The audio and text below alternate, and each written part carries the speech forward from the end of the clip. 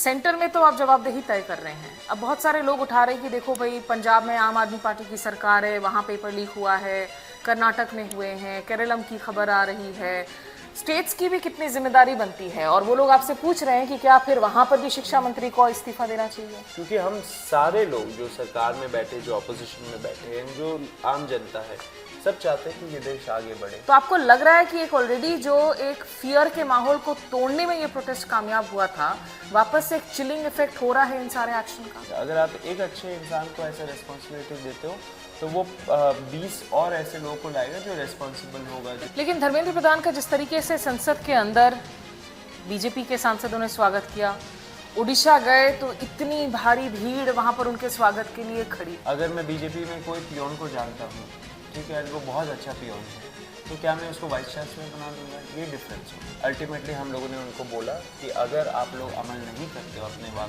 वादों पे तो फिर हमें will be forced to come back on the streets. हमें फिर से वापस रोडों पे उतरना पड़ेगा। धर्मेंद्र प्रधान का इस्तीफा ले लिया, तुरंत क्या बदलाव आएगा? नमस्कार, आदाब, आपके साथ मैं स्मिता शर्मा हूं और आप देख रहे हैं मेरा YouTube station Smita Sharma journalist. मेरे साथ सौरभ हैं, जिनको तो अब आप लोग जानते ही हैं, हमेशा वायरल ही रहते हैं जब देखो, कॉकरोच जनता पार्टी के स्पोक्स पर्सन। लेकिन उसके पहले जो उनकी प्राइमरी आइडेंटिटी है, ये लीगल जर्नलिस्ट रहे हैं। और इनकी जो सबसे पहले इंटरव्यू की थी मैंने इस मूवमेंट के शुरुआत होने के पहले, जब जिस दिन पहला प्रेस कॉन्फ्रेंस हुआ था तीनों स्पोक्स पर्सन्स का, तो आपको बताया था कि ओरिजिनल कॉकरोच सौरभ दास हैं। आरटीआई पिटिशन कर करके लोगों को दुखी करके रखा हुआ था। सौरभ, कैसे हैं आप? ठीक है, बहुत exhausted but high in spirits. High in spirits. एक जो पड़ाव है, रेजिग्नेशन का पड़ाव, वो तो आप लोगों ने पा लिया, लेकिन रेजिग्नेशन के बाद अभी बहुत कुछ चीज़ें हो रही हैं जिस पर बात करना ज़रूरी है। पहला तो जो रिप्लेसमेंट आए प्रहलाद जोशी, उनसे आपको क्या उम्मीदें हैं? उन पर विपक्ष बहुत हमलावर है, उनके बहुत सारे पुराने वीडियोस को लेकर इस वक्त जारी किया जा रहा है। क्या एक्सपेक्टेशन है आपकी नए शिक्षा मंत्री से? देखिए, एक्सपेक्टेशन तो यही है कि जो हमारा पेपर लीक्स होते हैं इतने सारे, एंड एजुकेशन सेक्टर में इतने जो लूप होल्स है, इतने सारे प्रॉब्लम्स हैं, उन पे वो फोकस करेंगे। क्योंकि उनको ये याद रखना चाहिए कि धर्मेंद्र प्रधान का इस्तीफा लेके तो गए हैं छात्र, लेकिन वापस आने में ज़्यादा देरी नहीं लगेगी। तो उनको यही मैं बोलना चाहूँगा कि जो छात्र के हित में पॉलिसीज़ हो, जो कॉम्पिटेंट प्रोफेसर्स हो सेंट्रल यूनिवर्सिटीज़ में, एंड जो अन्य सारे प्रॉब्लम्स हैं हमारे एजुकेशन सेक्टर और हायर एजुकेशन सेक्टर में, उस सारे प्रॉब्लम्स को आप सिर्फ रिजॉल्व ही नहीं, लेकिन साथ साथ डिस्कशन और डेलिब्रेशन भी करिए लोगों के साथ। देखिए, इसमें तो बहुत सारे लोग हैं जो इस फील्ड के एक्सपर्ट्स हैं, जिन्होंने दशकों अपने ज़िंदगी के इस चीज़ के लिए लगा दिया है। तो इन सारे लोगों को आप कंसल्ट करिए, उन लोगों से आप सुझाव लीजिए।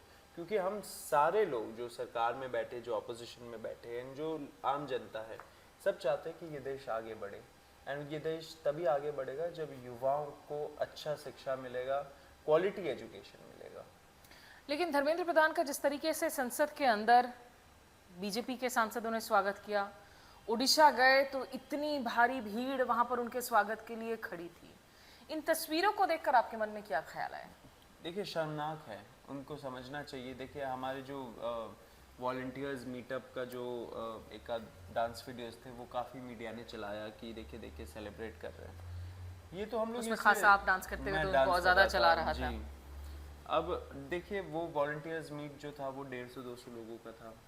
उसमें हमारे जो काफ़ी वॉलंटियर्स थे जिन्होंने इतना हार्ड वर्क किया, जिसकी वजह से हमारे ये जनता मंत्र का प्रोटेस्ट सक्सेसफुल रहा, उनको हम ऑनर करना चाहते थे, उनको हम सुनना चाहते थे।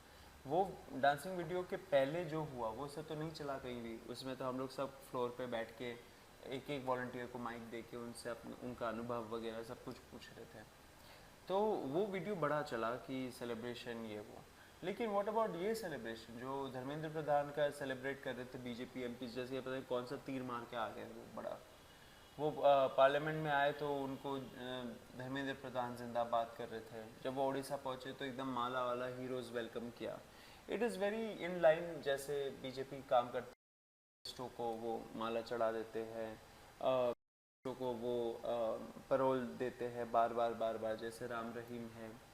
तो ये उनका कैरेक्टर है। अब हम उस पर क्या ही बोले। हम तो चाहते हैं कि थोड़ा बदलाव आए, मानसिकता में भी बदलाव आनी चाहिए, क्योंकि जो नेक्स्ट जनरेशन है, जो यंग जनरेशन है, वो ये चीज़ें एक्सेप्ट नहीं करेगी। लेकिन सवाल अभी भी जो एक कंस्टिट्यूंसी है जो यही पूछ रही है कि भाई आपने धर्मेंद्र प्रधान का इस्तीफा ले लिया, तुरंत क्या बदलाव आएगा। प्रधानमंत्री मोदी ने कहा कि हम फास्ट ट्रैक कोर्ट्स एस्टैब्लिश कर रहे हैं। दूसरा, उन्होंने कहा कि हम एक नेशनल टास्क फोर्स का गठन कर रहे हैं नंदन निलेकनी के चेयरमैनशिप पे। उसको लेकर भी विपक्ष ने कई सवाल खड़े किए हैं। आप इन कदम को, आप इन अनाउंसमेंट्स को कैसे देखते हैं, असाइड फ्रॉम द फैक्ट कि आजकल पीएम का जो फीड है हमारा वो वर्टिकल फॉर्मेट में आने लगा है, वो उसमें जो है लोगों को संबोधित करने लगे हैं जेनजी कनेक्ट के लिए, बट जो घोषणाएं की हैं उसमें क्या आपको एक गंभीरता कुछ अलग नजर आता है फ्रॉम पास्ट स्टेप्स? देखिए, कुछ पॉलिसीज़ अगर वो टाइटन कर रहे हैं, स्ट्रेंथन कर रहे हैं, जैसे कि 3 से 10 साल का जेल टाइम कर दिया है ऐसे पेपर माफिया के खिलाफ, वो सारी चीज़ें ठीक है। लेकिन अल्टीमेटली डिपेंड करता है कि कौन लीड कर रहा है सिस्टम को। जैसे कि अगर आप एक भ्रष्ट जज को लगा दोगे फास्ट ट्रैक कोर्ट्स में, तो वो जज का लगाने से वो सिस्टम नहीं चलेगा, क्योंकि वो तो भ्रष्टाचारी जज है। तो ऐसे ही आप इट इज़ इम्पॉर्टेंट कि आप सेंट्रल यूनिवर्सिटीज़ में जो वाइस चांसलर्स हैं वो कॉम्पिटेंट लोग लगाए, एजुकेटेड साइंटिफिक टेम्परमेंट के जो लोग हैं उनको लगाए, ना कि आपके आरएसएस के सपोर्टर्स या ऐसे जो आइडियोलॉजिकल लीनिंग के कंसिड्रेशंस में जिनको लगाया जाता है। क्योंकि अल्टीमेटली इन लोगों को डिसीजन लेना पड़ेगा। अगर आप एक अच्छे इंसान को ऐसा रिस्पॉन्सिबिलिटी देते हो तो वो 20 और ऐसे लोगों को लाएगा जो रेस्पॉन्सिबल होगा, जो अच्छा होगा। सौरभ, देखिए, जब इसके पहले भी जब कांग्रेस की भी गवर्नमेंट थी तो ऐसा तो नहीं है कि पोस्टिंग उस वक्त जुडिशरी या इंस्टीट्यूट्स में उनके अपने लोगों की नहीं हो रही थी, ये तो सरकारें करती हैं। देखिए, अपने लोगों का देखिए, आप ऑब्वियसली ऐसे कभी कभार हो सकता है कि आप किसी को ऑलरेडी जानते हो एंड उनको शायद वो पोजीशन मिल जाए, लेकिन अल्टीमेटली मेरिट शुड डिफाइन कि ये कौन लोग बैठे हैं। मैं तो बहुत लोगों को जानता हूँ, मैं तो बीजेपी में भी लोगों को जानता हूँ।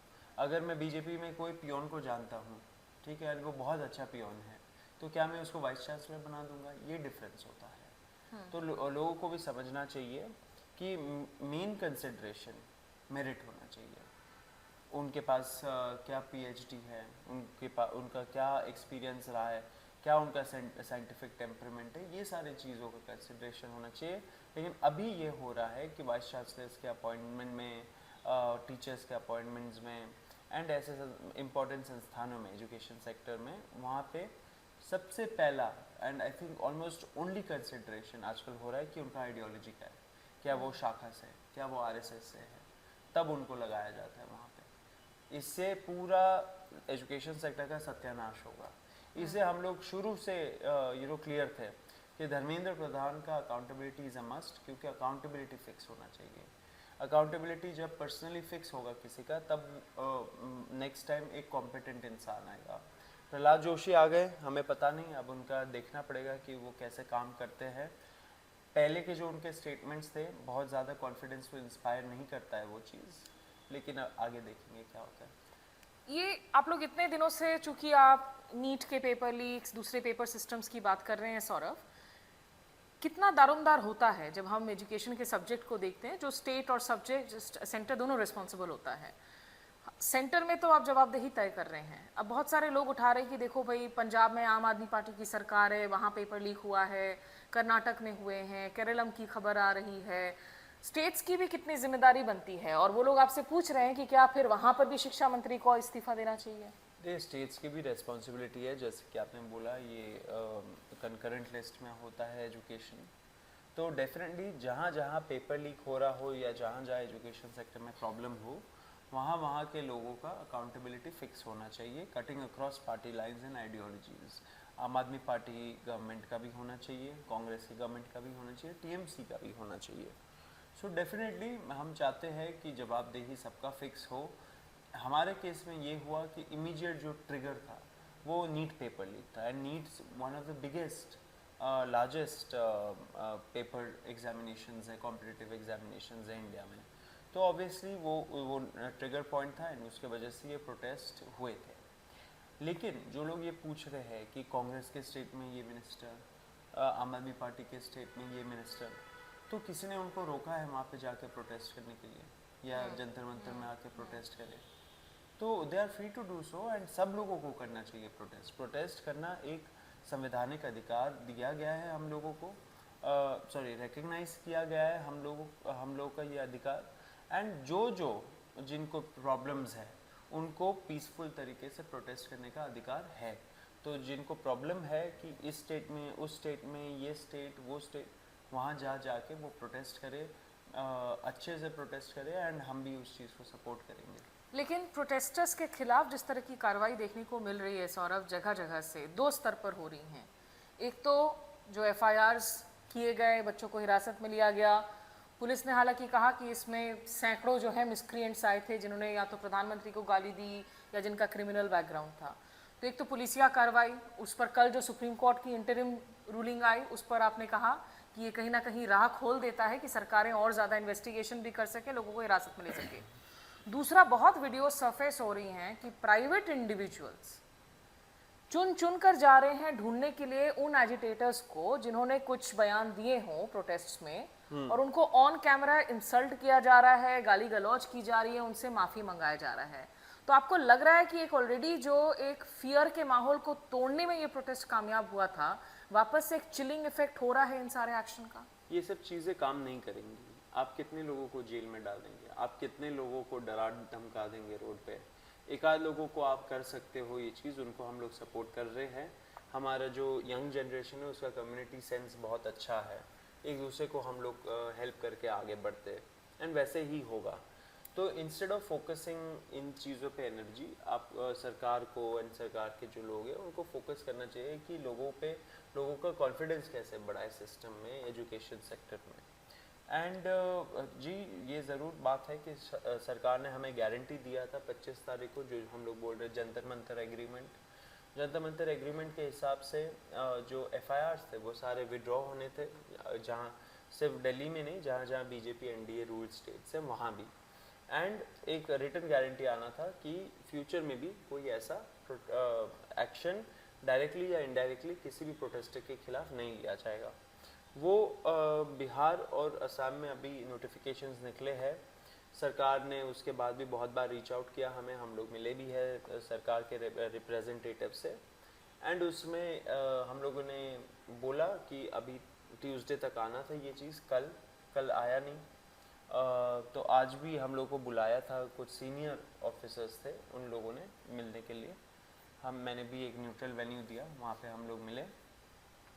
इसमें यही निकल के आया, अल्टीमेटली हम लोगों ने उनको बोला कि अगर आप लोग अमल नहीं करते हो अपने वादों पे तो फिर हमें will be forced to come back on the streets. हमें फिर से वापस रोडों पे उतरना पड़ेगा, एंड रोड में उतरने के लिए ज़्यादा टाइम नहीं लगेगा। ऑलरेडी हमें बहुत सारे जो किसान भाई बहन है वो सारे लोग बोल रहे कि कितने लोगों को मोबिलाइज़ करना है, कब मोबिलाइज़ करना है, क्या हो रहा है, तो ज़्यादा टाइम नहीं लगेगा। लेकिन क्या आपको सही में आपको लगता है कि आप जंतर मंतर लौट पाएंगे? वहाँ मैं अभी कल गई थी, जितने बसेस बैरिकेड्स लगे हुए हैं या कहीं पे भी और जो सिट इन साइट है, क्योंकि गवर्नमेंट ने भी अपनी सबक सीख ली ना। आप लोग को पहले दिन बैठने देकर, जब आप 20 जून को लौटे थे सेकेंड राउंड ऑफ प्रोटेस्ट के लिए, और फिर आप बैठ ही गए वहाँ पर, सरकार भी तो अब वो सारे स्टेप्स नहीं करने देगी आपको। देखिए, जंतर मंतर क्या है? जंतर मंतर तो लोगों से बनता है।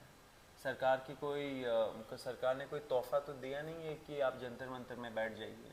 जहाँ लोग बैठेंगे वो जंतर मंतर होगा, तो हमें जंतर मंतर वापस जाने का ज़रूरत नहीं है। हम जहाँ पे होंगे, जहाँ पे हमें रोकेंगे वहाँ बैठ जाएंगे, वो जगह जंतर मंतर कहलाएगा। लेकिन लोगों को आपको लगता है कि जो युवा आपके साथ जुड़े थे वो इस वापस से जुड़ पाएंगे? क्योंकि इस तरह की जो पुलिस हरासमेंट हो रही है, अभिभावकों को परेशान किया जा रहा है, कोई असेसमेंट है इस वक्त आपका? आप कितने नंबर्स देख रहे हैं इन टर्म्स ऑफ कितने लोगों को इस वक्त या तो हिरासत में लिया है, एफआईआर किया गया, और आपकी टीम में कितने लोग जुड़ पाए? आई नो कि कपिल सिब्बल आपके साथ आए, कॉर्पस अमाउंट दिया है, आपने साक्षी पोर्टल लॉन्च किया है, लेकिन आपकी टीम के लिए ये कितना फीजिबल हो पा रहा है कि आप पैन इंडिया जो है नजर रखें कि कहाँ किसके खिलाफ क्या कार्रवाई हो रही है? नजर है, बहुत सारे लॉयर्स ऐसे हैं जो ऑलरेडी नेटवर्क्स में है, एंड वो लोग भी, उन लोगों के साथ भी हम लोग कोऑर्डिनेट कर रहे हैं, वो लोग भी हेल्प कर रहे हैं अपने स्तर पे। तो सारा मैं वही बोल रहा हूँ कि एक सेंस ऑफ कम्युनिटी है ये यंगर जनरेशन में, कि हमें एक दूसरे का ख्याल रखना है, एंड वही हो रहा है। इससे ज़्यादा कुछ हो नहीं पा रहा है। सरकार कोशिश पूरा कर रही है, अभी ऑन ग्राउंड नहीं कर पा रही है, तो अभी वो ऑनलाइन कर रही है। जैसे ऑनलाइन सेंसरशिप हो रहा है, बहुत सारे अकाउंट्स को बैन किया जा रहा है जो प्रोटेस्ट के कंटेंट्स डाल रहे थे। न्यूज़ रूम्स के वीडियोस डाउन हो रहे हैं, हम लोगों जैसे इंडिपेंडेंट जर्नलिस्ट का ये सब हो रहा है, तो ऑनलाइन वो लोग खेल रहे हैं अभी। लेकिन ये सब ज़्यादा चलेगा नहीं, उन लोगों को पढ़ना चाहिए स्ट्राइसेंड इफेक्ट के बारे में। अगर आप किसी चीज़ को ब्लॉक करते हो तो उस पर डबल द टाइम्स अटेंशन आ जाएगा, एंड वही हो रहा है। तो सरकार को समझना चाहिए कि हम लोगों ने कुछ रेवोल्यूशनरी या रेडिकल डिमांड तो किया नहीं था, तो वो गारंटीज़ पे वो अमल करे। अगर अमल नहीं करेंगे तो हम लोग रोड पे उतरेंगे, एंड इस बार जब रोड पे उतरेंगे तब बहुत जल्दी हम लोग वापस नहीं जाने वाले, फिर सबकी जवाबदेही तय होगी, उसके बाद ही हम लोग जाएंगे। कोई टाइमलाइन है आपके दिमाग में? अभिजीत दिक्के की तबीयत क्या है? उनको लेकर भी बहुत फेक वीडियो सर्कुलेट हो रहे हैं। आज सरकार जब बात करने आई थी तब सीनियर ऑफिसर्स आए थे, हमने बोला कि हम बेफिजूल के बातें नहीं करेंगे, हम लोग ज़्यादा टाइम वेस्ट नहीं करेंगे मीटिंग्स। ये ब्यूरोक्रेट्स थे, पुलिस ऑफिसर्स थे, मिक्स थे, सीनियर थे सारे। हम लोगों ने बोला कि ज़्यादा बेफिजूल बातें नहीं करेंगे, ज़्यादा टाइम वेस्ट नहीं करेंगे इन सारे मीटिंग्स में। जो गारंटी दिया गया है ऑलरेडी, आप वो गारंटी रोल बैक नहीं कर सकते हो ये झांसा देते हुए कि सुप्रीम कोर्ट ने कुछ बोला है। सुप्रीम कोर्ट ने जो भी बोला हो that is over and above हमें जो आपने गारंटी दिया है। एग्जैक्टली सुप्रीम कोर्ट ने कहा क्या, थोड़ा आप एक्सप्लेन सुप्रीम कोर्ट ने यही बोला है एक लाइन में कि जो एग्जिस्टिंग एफआईआर्स है उसमें जो दिल्ली गवर्नमेंट है एंड जो दूसरे स्टेट्स है वो मे प्रोसीड इन इन्वेस्टिगेशन। अब उसका मतलब ये नहीं है कि सरकार के पास पावर्स नहीं है टू विड्रॉ दी एफआईआर्स, बिल्कुल पावर्स है, एंड उस पर कोई स्टॉप भी नहीं किया है सुप्रीम कोर्ट ने। तो वो सुप्रीम कोर्ट का ऑर्डर झांसा देते हुए ये ना बोले हमें कि हम लोग गारंटी में अमल नहीं कर पाएंगे। अगर वो नहीं करते, हम लोगों ने ऑलरेडी बोल दिया है कि कॉल तो हम लोग देंगे, नेशन वाइड कॉल होगा इस बार, और बहुत बड़ा कॉल होने वाला है, बहुत शहरों में भी होने वाला है, दिल्ली में भी होगा।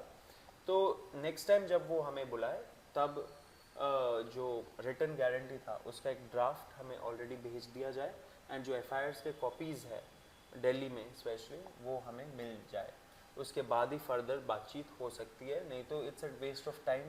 जो गारंटी ऑलरेडी दे चुका है, जो ऑलरेडी डिस्कशन हो चुका है, उसको बार बार दोहराने में या उस पर नेगोशिएट करने में बात नहीं बनता है। फाइनल क्वेश्चन सौरभ, क्योंकि ये जो मॉब विजिलेंटिज्म देखने को मिल रही है और बीजेपी आइडियोलॉजी वाले लोग जाकर दूसरों को तंग कर रहे हैं, आपको फील होता है आपकी सिक्योरिटी को लेकर परेशानियां हो रही हैं, चिंता हो रही है, आपके फैमिली वाले परेशान हो रहे हैं कि कल को कोई भी आकर, जो आप इतना बड़ा एक चेहरा बन गए हो इस मूवमेंट का, are you worried about your security? देखिए, मतलब कि हम लोग तो एक तो सरकार से डायरेक्टली जो थ्रेट था वो तो हम लोग डे वन से रेडी थे, लेकिन हाँ ये जो मॉब वगैरह ये लोग लगा रहे हैं बाहर लोगों को हैरास करने के लिए, मैं तो यही बोलूँगा कि ये सारी चीज़ें भी हम लोग नोट कर रहे हैं। जब टाइम आएगा इसका भी जवाबदेही हम लोग मांगेंगे, एंड उस टाइम पे जो जो ऐसे ऐसे लोग हैं जिन्होंने इसको एनेबल किया उन सबको जेल भेजेंगे हम लोग। एंड इसी में मैं एक चीज़ ऐड करूँगा कि जिन जिन लोगों को सिक्योरिटी प्रोवाइड करना चाहिए, जिनका जान का खतरा है, आई थिंक सरकार को ये चीज़ करनी चाहिए। आप फुल टाइम जो है, आप लोगों ने पॉलिटिकल प्लंज तो नहीं लिया, लेकिन एक पॉलिटिशियन की ज़िंदगी जी रहे हैं, लगातार मूवमेंट के साथ आंदोलनकारी बन गए हैं, कामकाज ठप हो गया है, घर कैसे चला रहे हो, क्या हो रहा है जिंदगी में? वही सोच रहा हूँ मैं कि अभी क्या करना है नेक्स्ट। मार्केट में तो लोग कह रहे हैं भैया तुम लोग बिलियनर हो, कहाँ से फंडिंग आ रही है बिना कामकाज किए, तो कैसे कर खींच पाओगे इसको? नहीं तो अगर लोगों को ये ऑलरेडी लग रहा है तो फिर क्यों कामकाज करना फिर तो ऐसे कंटिन्यू रहेगा। लेकिन नहीं, मैं आशा है कि मैं लिखते रहूँगा, कंटिन्यू करूँगा लिखना। एंड लेकिन ये मूवमेंट को हमें ग्रास रूट्स पे ले जाना, ये हमारा इमीडिएट एम है। ग्रास रूट में जाके हम लोगों की बात सुनेंगे, युवाओं की बात सुनेंगे, एंड युवाओं के लिए एक एजेंडा लेके आएंगे हम लोग, ब्रिलियंट एक एजेंडा लाएंगे। चलिए ठीक है, बहुत सारी बातें कर रहे हैं सौरभ, और देखिए हमारा काम है एज जर्नलिस्ट, जो सौरभ भी जानते हैं बखूबी, we hold anybody in the public eye to account. तो जो सौरभ ने आज दावे किए हैं, अगर कल को इनकी इसमें दिक्कत आए, प्रॉब्लम्स आए, उसमें भी सवाल हम ज़रूर करेंगे। लेकिन फिलहाल शुक्रिया आपका सौरभ दास हमारे साथ जुड़ने के लिए। कॉकरोच जनता पार्टी के राष्ट्रीय प्रवक्ता तमाम दूसरी आवाज़ों को भी लगातार पहुंचा रहे हैं। आप हमारे वीडियोस और लाइव स्ट्रीम सेक्शन दोनों में जाकर हमारे रिपोर्ट्स को देखिए, इससे पहले कि ये वीडियोस टेक डाउन हो जाए। अभी के लिए बस इतना ही, नमस्कार, आदाब।